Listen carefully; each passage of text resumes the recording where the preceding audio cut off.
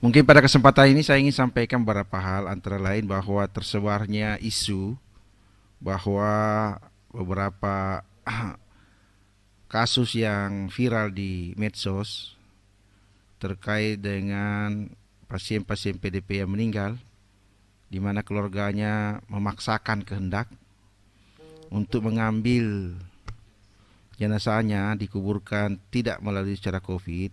Ya. Akhirnya yang meninggal di rumah sakit, akhirnya kita menjadi petugas kesehatan kadang serba salah atau susah untuk memberikan edukasi kepada masyarakat bahwa sebenarnya berita-berita yang beredar itu terkadang ya terlalu berlebihan, dan saya anggap itu banyak yang tidak benar. Salah satu yang sering disampaikan bahwa rumah sakit bisnis mayat COVID, ya, itu terlalu over atau terlalu berlebihan. Tidak mungkin itu terjadi. Ya, kenapa kita lakukan kalau ada PDP yang meninggal walaupun hasilnya belum keluar, ya? Kenapa? Karena memang petunjuk teknisnya atau SOP-nya, protapnya memang harus begitu. Selagi belum ada hasil, apakah dia terkonfirmasi positif atau negatif, belum keluar hasilnya dan ya bersangkutan PDP yang meninggal, maka protapnya harus melalui protokol COVID. Kenapa?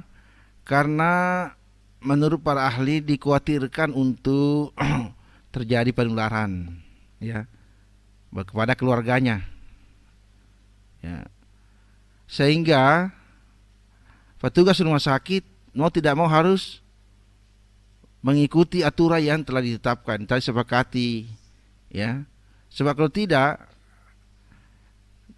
kalau misalnya rumah sakit mengikuti kehendak keluarga yang meninggal untuk mengambil mayatnya, itu sangat riskan sekali. Seperti yang terjadi hari ini, beberapa pasien PDP yang dipaksa, yang meninggal, yang diambil paksa oleh keluarganya, walaupun hasilnya negatif, ternyata setelah keluar, ya, hasilnya positif. Kasus yang terjadi di Manado, ya, kasus yang terjadi di Makassar, di Labuan Baji, itu ternyata hasilnya setelah keluar positif. Nah, ini jadi masalah karena sudah terlanjur diambil paksa oleh keluarganya. Apa yang akan terjadi nantinya? Maka seluruh orang yang pernah kontak dengan mayat tersebut atau yang pernah menyaksikan penguburan mayat PDP itu harus langsung di tracking, disuap lagi, sehingga menambah beban pemerintah, menambah kinerja, menambah beban kerja dari petugas gugus COVID di daerah tersebut. Inilah yang terjadi. Ini yang terjadi. Saya ingin jelaskan bahwa sebenarnya tidak ada hubungannya dengan biaya, ya. Boleh Bapak, Ibu, Bapak atau masyarakat boleh searching di internet, berapa sih biaya yang dikeluarkan oleh pemerintah untuk pasien COVID. Itu jelas di situ dijelaskan. Ya, bahwa biaya itu hanya dikeluarkan 3.300.000. Di antaranya itu adalah membeli peti mayat, ya, membeli peti mayat, kemudian kantong mayat, kemudian disinfektan, kemudian transportasi ambulans, ya. Kalau tidak salah petugas itu hanya dapat 100.000, itu pun masih dijanji, belum ada juga dibayar. Sampai sekarang di seluruh Indonesia ini belum ada satupun rumah sakit yang telah dibayarkan jasa penguburannya, belum ada, ya. Yang saya dengar, apalagi Sulawesi Tenggara, saya sudah pastikan tidak ada satupun pasien yang sudah meninggal sudah dibayarkan. Jadi utang peti mayat itu, ya, belum dibayar sampai sekarang. Utang kantong mayat juga itu belum dibayar sampai sekarang karena belum dibayar oleh pemerintah pusat.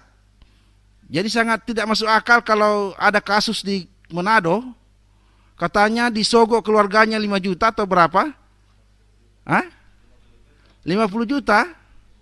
Untuk supaya kita laksanakan protap COVID. Loh, yang dibayar cuma 3 juta?